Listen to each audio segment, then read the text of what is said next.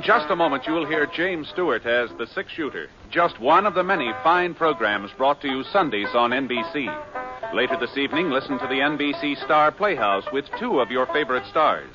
Hear Stroke of Fate and the story of what might have happened if fate had reversed historical facts. And be sure to keep tuned for the dramatic story of The Last Man Out. It's a wonderful lineup of great programs, all of them heard only on NBC. James Stewart as the six-shooter.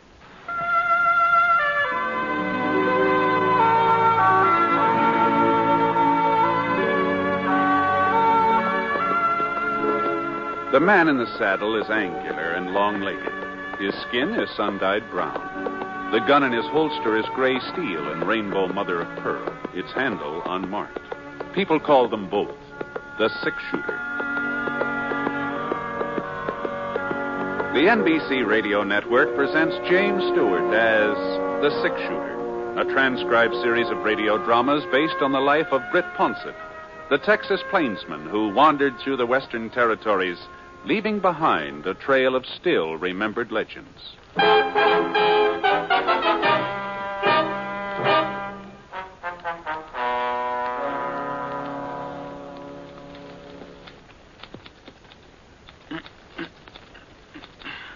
How's that, Alf? Short enough for you? I asked you if it was short enough for you. Well, give me the mirror so I can take a look. There you are. Well?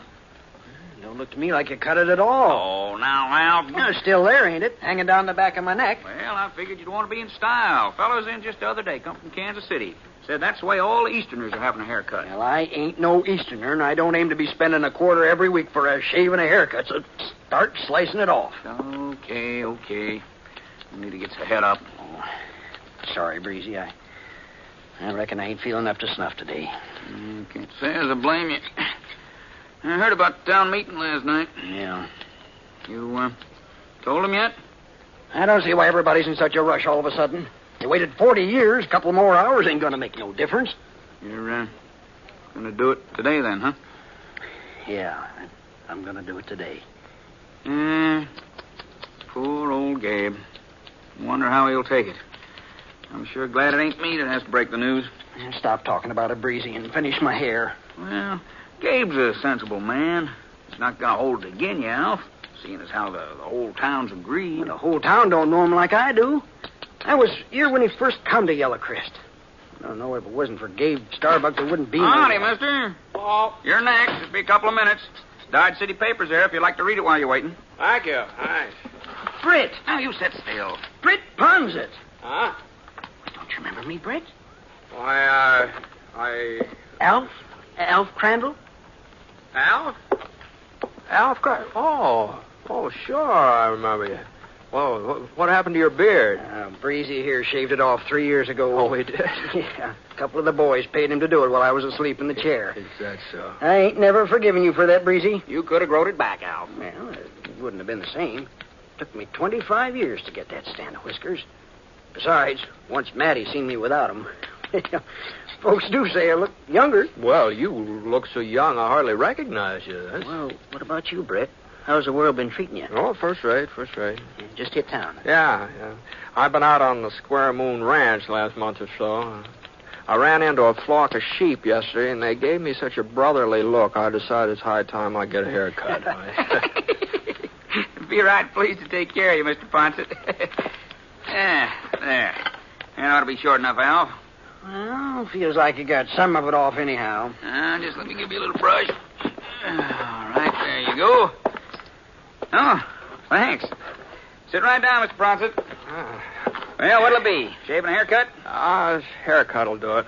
Well, you might as well have a shave, too, as long as you're here. I got the kettle on. The towels will be real hot. Why, you won't even feel the razor. No, I don't think No matter how good a man is at shaving himself, it's not the same as having a barber do it. Oh, now, you take having a horse shod. You don't do that yourself unless it's an emergency. No, You go to an expert.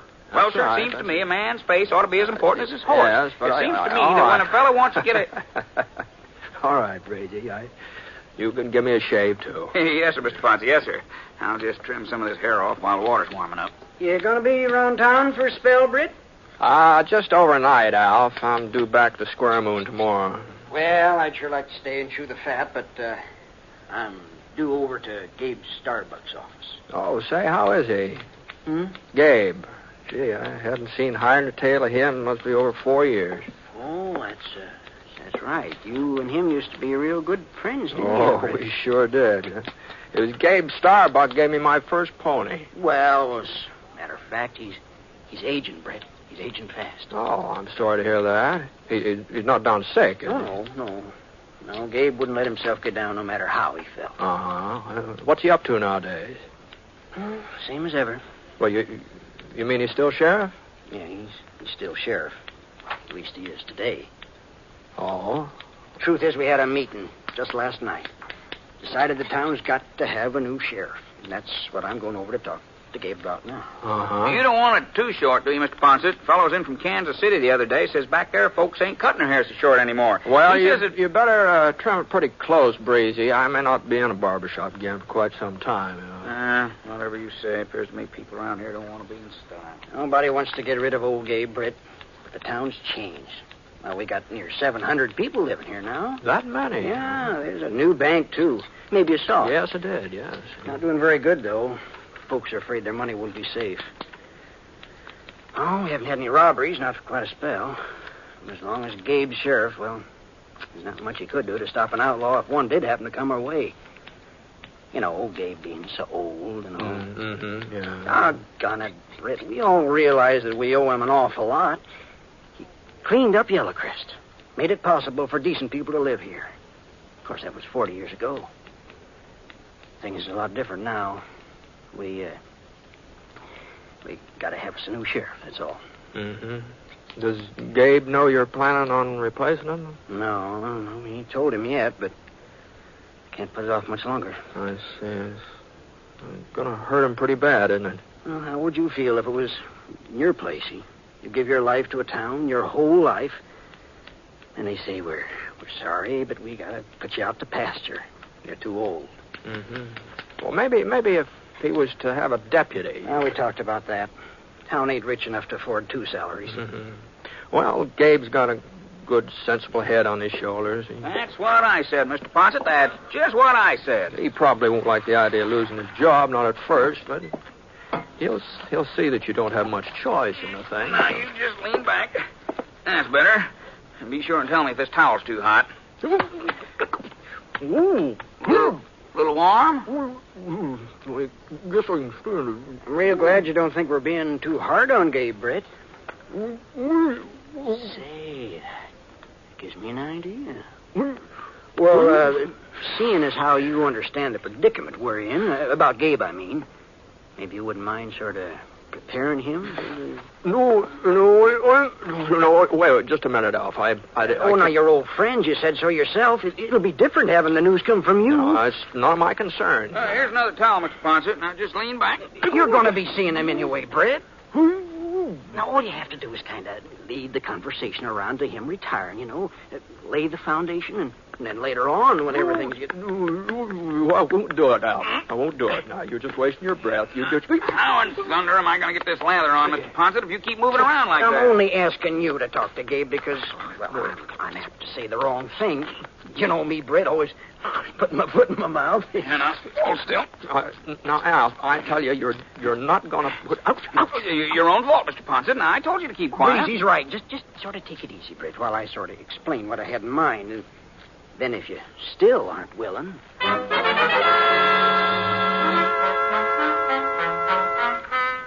Between the shaving and the hot towels and Alf harping at me, well, not that I agreed to tell Gabe the town's getting a new sheriff. I didn't agree to that, mind you, but all I said was that I'd sort of feel him out, see how the land was lying.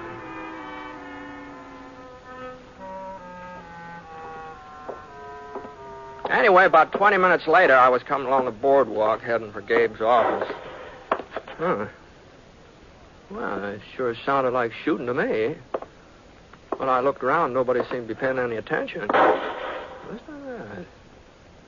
The fellows arguing politics over the post office steps. They didn't even stop to take a breath. And the ladies in Johnson's Mercantile, they went right on measuring yardage like they hadn't even heard it. Well, I was pretty sure where it was coming from now. It was right behind the sheriff's office. I opened the front door. No sign of Gabe. No sign of anybody, for that matter. And, then I saw him. Right through the back window. And I saw why folks hadn't been very upset about the gunfire. Gabe was having himself a little target practice out there, aiming at a tin can sitting on a pile of lumber. It had just been 4 years since I'd seen him last, but, he looked good 10 years older. Smaller, too. He kind of shrunk and bent over with thin yellow-gray hair and long, bony arms that didn't seem to have much meat on them. Yeah, he sure wasn't having much luck hitting that tin can, either. Hello, Gabe. Hmm? Who? No, it's Britt Ponset. I'll be doggone. Well, it's sure good to see you. For a second there, I didn't recognize you. The sun got my eyes. I blinded me, the sun. Sure. How are you, Gabe? Well, never better. Never felt better in my life. Glad to hear it. Well, I was just doing a little shooting. Yeah, I saw you. Oh, not that I need any practice, you understand, Britt. But I was worried about one of my guns. I think it throws a little to the left. I say. Yeah, that's why I missed my last shot. I guess you saw me miss it. Oh, well, a man can't hit anything if his gun's not working. Yeah. Well, let's go inside where we can sit down and have us a talk. Fine. Yeah. Well, you're looking good, Britt. Real good. Oh, well, a little older, maybe. Well, I guess that happens to all of us, doesn't it? Oh, I don't know. Man's only as old as he feels. Uh-huh. Yeah. Just take that chair, Britt, over there. Oh, thanks. Yeah. I'll sit by the window here, where I can keep an eye out on the street. Yeah, I was kind of surprised to hear that you're still sheriff, Gabe. Don't see why it should have surprised you. Well, you must be getting along, Gabe. Oh, I'm 64, Britt. 64 last spring. Now, Gabe. Well, might be 65. The family never kept no records. But I ain't no older than that. No. Don't look no older. No. Do I? Oh, no. No. Huh. You still living alone? Well, of course I'm still living alone. You think I need a keeper or something? Oh, no, I was just wondering if you ever got a hold of that ranch you used to talk about, that's all. You remember? Ranch? Yeah, don't you remember that? When I was a kid, you always said someday you're going to have a ranch. After you'd retired from being sheriff, of course. Oh, I still aim to do it. When the time comes. Of course, there ain't no sense in thinking about it now. Oh? No. Yellow Crest is growing, Britt. Growing fast. That's when the town needs law and order the most. When it's busting its britches. And seeing as how I'm the only experienced lawman in these parts, well, it's my duty to stay on the job. I owe it to the folks here. Why, if I was even to think about retiring, well, they just wouldn't know what to do. They'd be plumb helpless. Well, I ain't got no choice, Britt. You know how it is. Sure, Gabe. I know.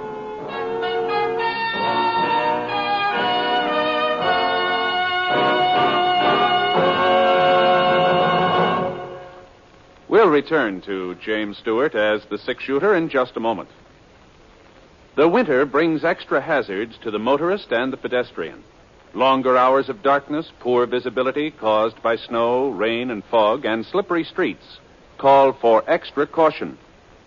The National Safety Council urges that for safety, every motorist should always adjust speed to road and weather conditions. Keep the windshield clear. Never slam on your brakes if the road is wet or slippery. Pump them slowly to slow down or stop. Use tire chains on snow and ice. And keep a safe distance between your car and the one ahead. Guard against that one accident that might take your life or ruin it.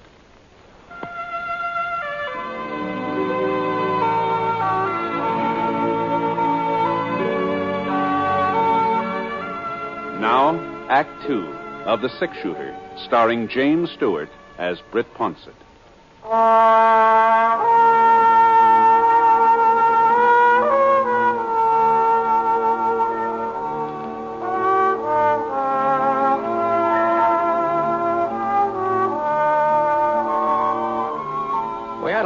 talk, Gabe and me, sitting there in the office watching the wagons creak along outside the window. I guess we about covered everything. Folks we'd known, old times. The only thing we didn't discuss was Gabe's retiring from sheriff. Anyhow, after I left him, I had supper and took a little stroll. Oh, it must have been about 9 o'clock when I got settled down for the night in my room in the Parker Hotel. The bed was real comfortable, a lot softer than those bunks out at Square Moon Ranch. Maybe that's why I had so much trouble dropping off to sleep. Yeah? Yeah, who is it? Alf Crandall. You asleep, Britt? Oh, no. Come on in, Al. Oh, come on in. I'll just get this lamp turned over here. There we are. I didn't mean to wake you. Ned Parker told me you only turned in a few minutes ago. Yeah, I'll pull up a chair. Yeah, thanks. You know, I was looking for you this evening after supper. Well, I went for a walk. Oh? You were right, Alf. Yellow Crest sure has changed. That's a fine new church going up there by the creek. Yeah. Well, what I wanted to find out, Bit, was whether you talked Lots to of new Gabe buildings over south, too. Mighty fancy houses there. Some of them look like they're going to be 2 stories high Brett. over there. Yeah? How'd he take it? Why, how did he take what? Oh, you mean Gabe? Well, who else would I mean? Well? Well, I didn't tell him, Alf. Huh? I told you I couldn't do it. I just couldn't do it. I don't blame you, Britt. I shouldn't have asked you in the first place. It was my job. I did kind of hint around once or twice, but I could see what it did to him. Just the idea of not being sheriff anymore. It's all he's got, Alf. He doesn't have a family and kids to worry about. Gabe's the sheriff of Yellow Crest, and if he ever stops being the sheriff, he won't be anything. I know, Britt. I know, but what can we... What's that? The alarm bell. Must be a fire, I reckon. There's Mark Fawcett running down the street there. He'll know. Doggone this window. Stuck tighter. There. Mark! Mark, up here, Mark! What are they ringing the bell for? Somebody robbed the bank. The bank? We're meeting over at the sheriff's office. Well, I guess it was bound to happen sooner or later, Britt. Yeah. Hand me my pants, will you?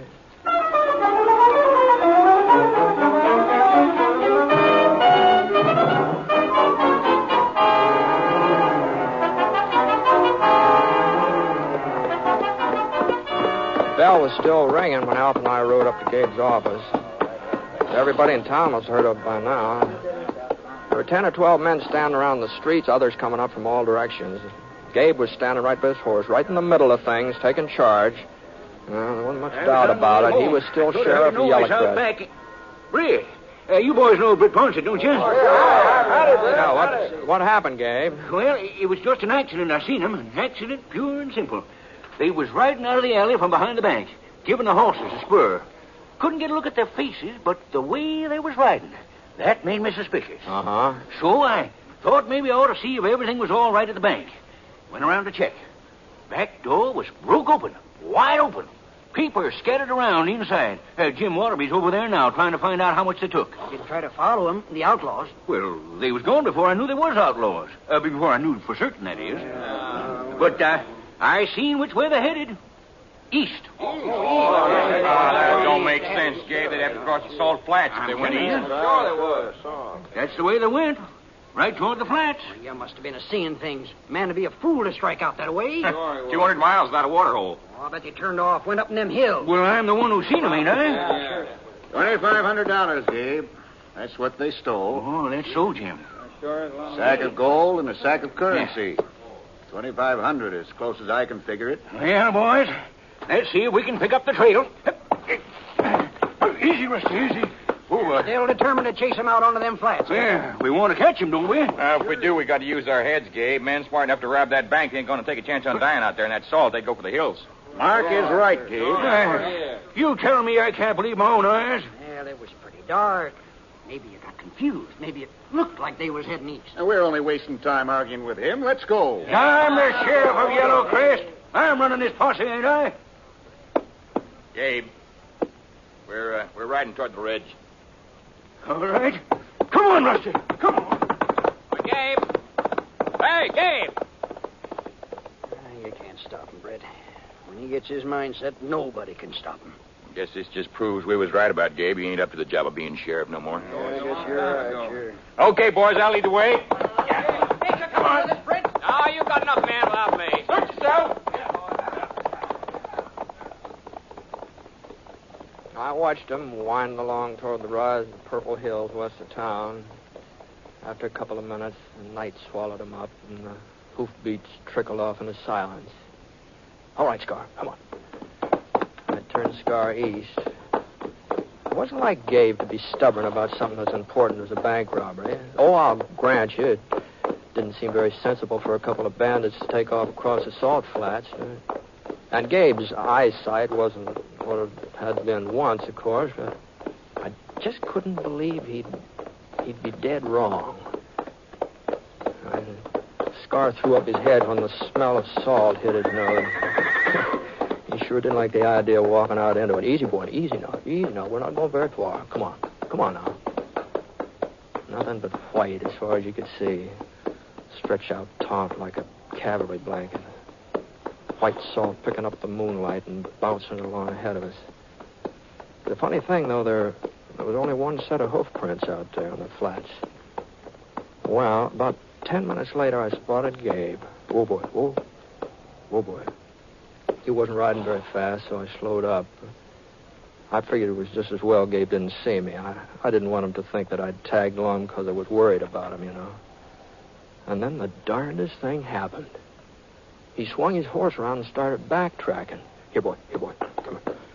I eased Scar over behind a couple of gray boulders so we'd be out of sight, and Gabe came right toward us. At first, I thought he knew where we were. Then he turned his horse again and walked him out in the salt. For a couple of minutes, I couldn't figure out what he was up to. It seemed to me like he was just wandering around, no purpose at all. And then the next thing that happened was even stranger yet. Gabe jerked his gun out of his holster and he began firing. But he wasn't aiming at anything. As far as I could see, he was just shooting up into the sky. Yeah, he left off 2 or 3 more shots and then wheeled around and galloped past me on his way back to town. And I saw him reach in his saddlebags and bring out a couple of cloth sacks and hook them over his saddle horn. They were the kind of sacks banks used for carrying money. Well, there just wasn't any doubt about it now. The story of that bank robbery was something Gabe had made up out of whole cloth. Oh, somebody had broken into the bank, all right. Well, it wasn't an outlaw, though. It was Gabe. Well, I waited maybe 15 minutes. Then I heard the alarm bell start off again.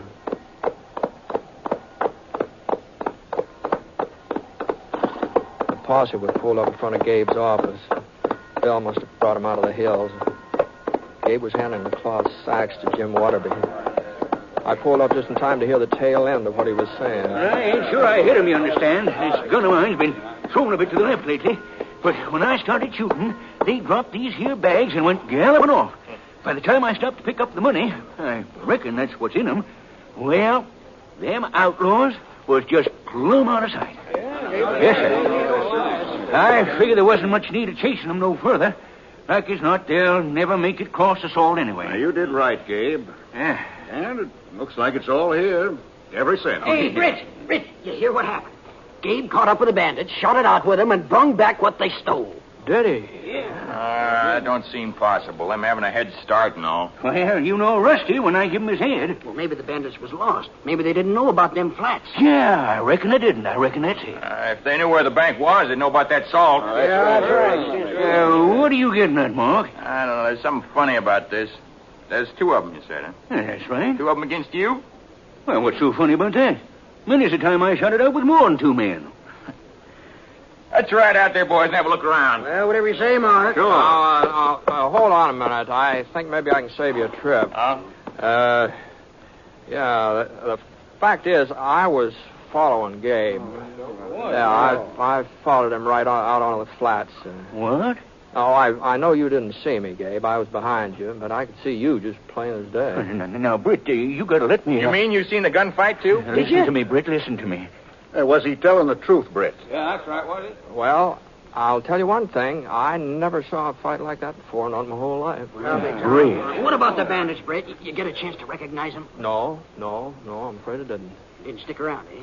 Once Gabe started shooting? No, Well, as a matter of fact, when Gabe was through shooting, well, it was like they hadn't even been there. No. I'll be darned. Mm-hmm. That's the way it was, all right. Just like they hadn't been there at all.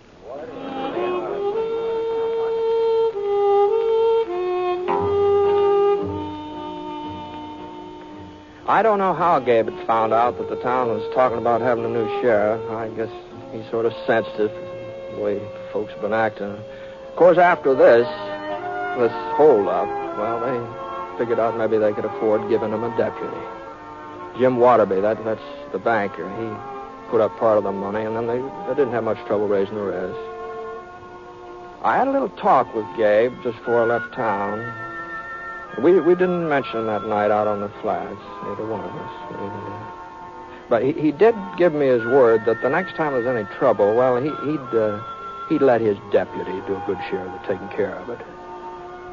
But the way things worked out, though, there haven't been any more robberies in Yellow Crest.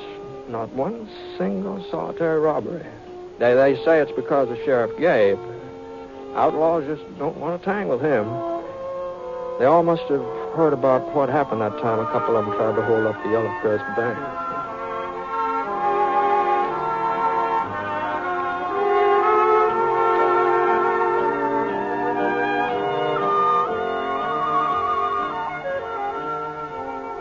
I wonder if you really know how much good you're doing every time you buy Christmas seals. Well, let me tell you something. Something I think will amaze you. It's simply this. Over 6 million lives have been saved in the fight against tuberculosis since the first Christmas seal was sold. In other words, what you actually buy when you buy Christmas seals is priceless protection for yourself, your family, and your community. So, please answer your Christmas seal letter today.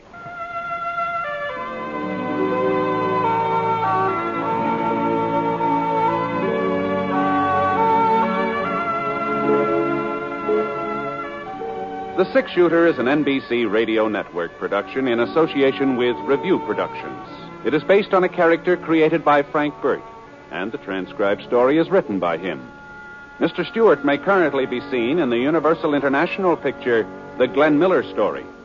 Others in the cast were Herb Vigran, John Stevenson, Lamont Johnson, Dal McKinnon, and Old Gabe was played by Bill Johnstone. Special music for this program was by Basil Adlam, and the entire production is under the direction of Jack Johnstone.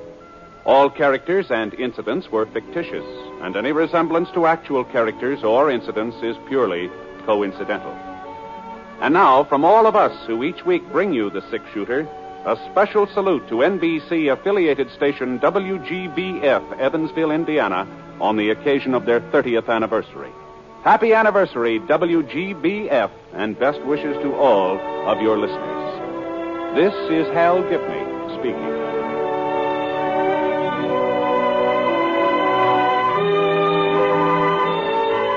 Tonight, hear Lily Palmer and Rex Harrison in the NBC Star Playhouse on the NBC Radio Network.